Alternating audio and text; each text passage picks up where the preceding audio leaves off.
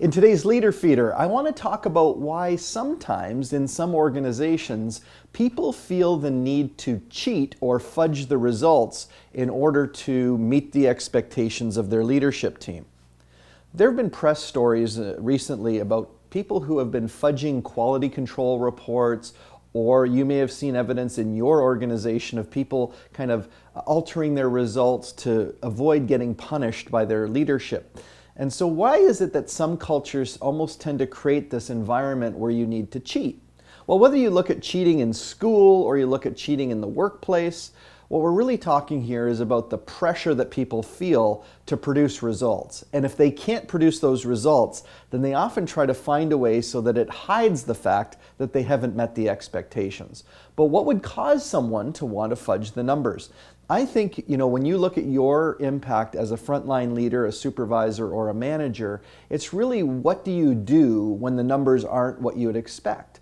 The more heavy-handed you are in criticizing or metering out punishment, the more likely it is that someone is going to do everything that they can to either cover up or hide the performance that is causing the need for that kind of feedback. Now, it doesn't mean that you shouldn't provide consequences. What I'm suggesting is that you set the target to be an acceptable level, something that's still a stretch, but not so high that the person feels there is no chance of me hitting this. And then provide the resources, the coaching and the training that they need so that they can actually achieve that kind of high level of performance. When they don't hit the performance, you want them to feel totally comfortable telling the truth, letting you know what, I didn't hit the number or we made this kind of mistake.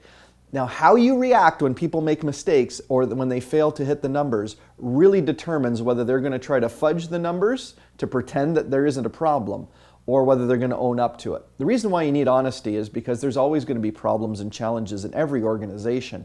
You need people to actually work towards fixing those over the long term. So that means not overreacting in the short term. This can be a cascading problem, of course, because if senior management puts a significant pressure on their middle managers and their middle managers put the pressure on the supervisors, again, that can cause problems where people feel the need to cover up their mistakes.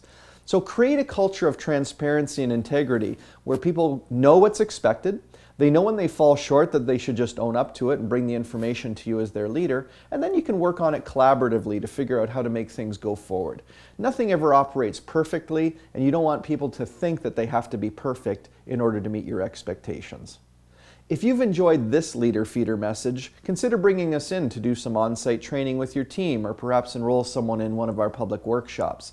You can find us online at frontlineleadership.com or connect with us through social media.